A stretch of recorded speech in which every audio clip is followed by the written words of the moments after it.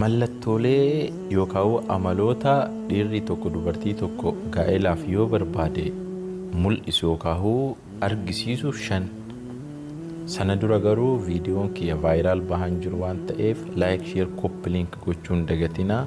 yuutuuba koos porofaayilii tiiktoka kootii jala seenaatii liinkii jala isinii kaa'eeraa sabiskiraayib godha. Viidiyoon ani hojjedhu yoo isinitti tolu ta'e mana kanas fooloo gochuun dagatinaa. Gara yaada kiyyaatti yoo deebi'u qaalii tiyya jaalalleen kee yookaan dhiirri si jaalladha jedhee si cinaa jiru kan gaa'elaaf si barbaadu yoo ta'e yookaan haadha manaa si godhachuuf kan yaadu yoo ta'e amaloota armaan gadii 5 kana sitti mul'isaa jechuudha. Kanaafuu mallattoolee kanaan madaaluu dandeessa. Jalqaba irratti dhiirri tokko dhugaan dubartii takkatti amanee haadha manaa godhachuu yoo murteesse guutuun guututti amanamaa ta'aaf. Wanta iccitii jedhamu isa bira hin jiru. Wanta laayifii isaa, jireenya isaa, maatii isaa, hojii isaa guutumaan guututti waan isaan wal qabatu hunda sheersiif godha. Iccitii wanti jedhamu si'ii fi isa jidduu hin jiru jechuudha. Even waasappii isaa, imoo isaa, sooshaal miidiyaa fayyadamu hunda eenyu wajjin akka haasa'u, eenyu wajjin akka yaada wal jijjiiru sheersiif gochuu yaadaa, sitti himuu yaadaa jechuudha. Yoo kana kan godhu ta'e dhugamaan jaalalleen kee sun yookaan dhiirri naannoo kee jiru sun si barbaadaa jechuudha. Yeroo tokko tokko dubartoonni tokko tokko gaafii jaalalleen kee maal hojjetaa, hojiin isaa maalii, eessa oolaa yoo jettee gaafattu waan nama gaddisiisu hin beekuu siin jedhanii sii deebisu. Kuni dogoggora guddaadha. Jaalalleen kee maal akka hojjetu, hojii maalii akka qabu, eessa akka oolu, eessa akka deemu beekuun sirra dirqamaa jechuu. Kanaafuu jaalalleen kee dhugamaan yoo haadha manaa si godhachuuf murteesse sochii isaa hunda, hojii isaa hunda, yaada isaa hunda, hatta sooshaal miidiyaa isaa hunda sheersiif godhaa jechuun si'ii fi isa jidduu wanti iccitii dhuunfaa jedhamu hin jiru. Kanaafuu jaalalleen kee yoo siif amanamaa ta'e iccitii isaa hunda yoo sheersiif godhaa jiraate ta'e dhugamaan haadha manaa si godhachuuf murteesseeraa jechuudha. Lammaffaa dhiirti tokko dhugamaan dubartii isa cinaa jirtu gaa'elaaf yoo barbaade yookaan haadha manaa godhachuuf yoo murteesse taataarii sarratanyaa namni. Kana jechuun hojjetaa cimaa hojii isaa sanarratti cimee tattaafatee argamuu barbaada. Sababbiin isaa boru rispoonsibiliitii fudhachuu deema waan ta'eef yookaan itti gaafatamummaa fudhachuu deema waan ta'eef itti gaafatamaa nyaachisuu, uffisuu, jiraachisuu.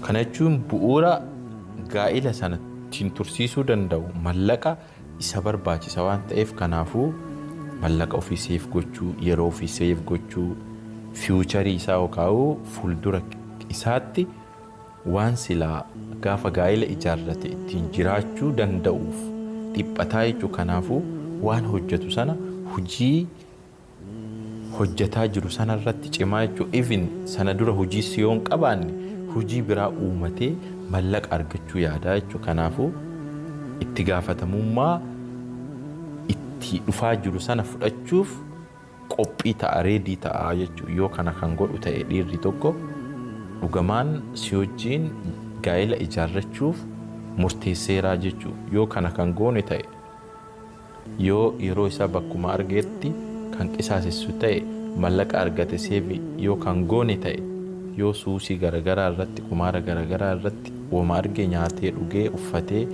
yoo mallaqa kan balleessu ta'e, kan qisaasessu ta'e, boru yoo gaa'ela si wajjin ijaarrate na jiraachisa, na bulcha jettee yaaduun ni ulfaataa. Kanaafuu gaafii kana simaaf dhiisaa jechuu. Kanaafuu dhugaan dhiirri tokko si jaallate yoo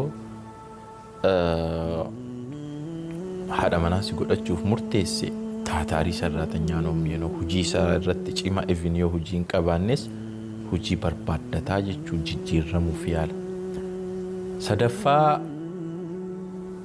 dhiirri tokko dhugaan haadha ilmaan isaa si godhachuu yoo murteesse wal dhabdee yookaan walitti bu'iinsa isin jidduu jiru karaa nagaa fi karaa haasayaatiin furuuf yaala.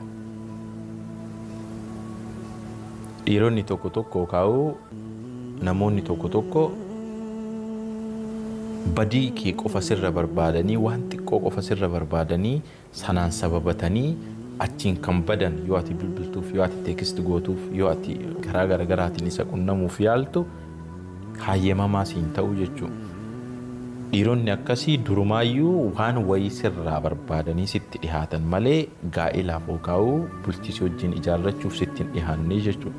Dhiirri gaa'ilaaf si barbaadu yookaan jaalalleen kee kan gaa'ilaaf si barbaadu garuu even yoo ati balleessitee gatteessisee si gorsee sitti himee badii sanarraa akka sirrooftuuf carraa siif kennee karaa nagaatiin wal dhabdee keessan sana furuuf yaalaa jechuudha. Kanaafuu jaalalleen si cinaa jiru yookaan dhiirri si cinaa jiru amala kana yoo kan qabaatu ta'e dhugamaan haadha manaa si godhachuuf murteesseeraa jechuudha. Inni afuraffaa dhugamaan dhiirti yookaan jaalalleen kee kan si cinaa jiru suni yoo haadha ijoollee isaa jireenya ofii kan hafe si wajjin jiraachuuf yoo murteesse hamma danda'uun si gammachiisuuf hamma danda'uun akka ati dinqisiifattu gochuuf yaala.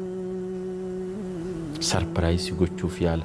Mala isaatiinis ta'ee hojii isaatiinis ta'ee kennaa siif kennuuf ta'ee haasaa sitti haasa'uun ta'ee si gammachiisuuf yeroo hundaa waan haree akka irraa argitu akka itti gammaddu si gochuuf yaalaa jechuudha. Yeroo hundaa waan ati eenye godhee haasaan isaa ta'uu gochaan isaa ta'uu hamma danda'uun humna danda'uun yaadaan isaa ta'uu yeroo hundaa si gammachiisuuf yaadaa jechuudha. Fakkeenyaaf waa'ee fiicharii keessanii irratti yookaan waa'ee fuuldura keessanii irratti akkamitti akka jiraatu ilmaan akkamii akka sirraa argachuu yaadu wantoota akkanaatiin sarpiraayisii godha si gammachiisuuf yaala. Jaalallee kee kanaan madaali kan si cinaa jiru jechuudha. Shanaffaa fi inni dhumaa yeroo gaddaas ta'ee yeroo gammachuu si cinaatti argamu. Kana jechuun dhiironni tokko tokko yeroo gammachuu qofa yeroo ati kolfitu qofa yeroo waa sirraa fayyadamu qofa si biratti argamee yeroo ati rakkatte yeroo ati gaddite yeroo ati cinqii keessa jirtu gatanii si biraa deemanii jechuudha. Garuu namni si jaallatu namni boruuf gaa'ilaaf si barbaadu kanaan faallaadha. Yeroo gadda keetis ta'ee yeroo gammachuu keetii si cinaatti argamaa jechuudha. Yoo ati gufatte sappoorti si godha. Yoo ati aarte si gorsa. Yoo ati karaa sirrii irra hin jiraanne gorsee karaa qajeelatti si deebisa. Yeroo hundaa protekti si godha. Gaddaa fi gammachuu kee keessatti si eegaa jechuudha. Kanaafuu namni si cinaa jiru yookaan jaalalleen kee kan si cinaa jiru amaloota shanan kanneen siif amanamaa ta'ee hojii isaa yookaan waan irra jiru sanarratti tattaaffii qabaatee wal dhabdee si jidduu jiru karaa nagaatiin karaa haasaatiin kan furu yoo ta'e humna qabu waan danda'uun si gammachiisuu yoo kan yaalu ta'e yeroo gaddaa fi yeroo gammachuu keetii kan si cinaatti argamu yoo ta'e namni sun dhugamaan si jaallataa dhugamaan gaa'ilaa si barbaada waan ta'eef jabeessi qabadhuun dhaamsa kiyyaa viidiyoo kana laayik sheer koppii liinkii gochuun dagatinaa nagaya.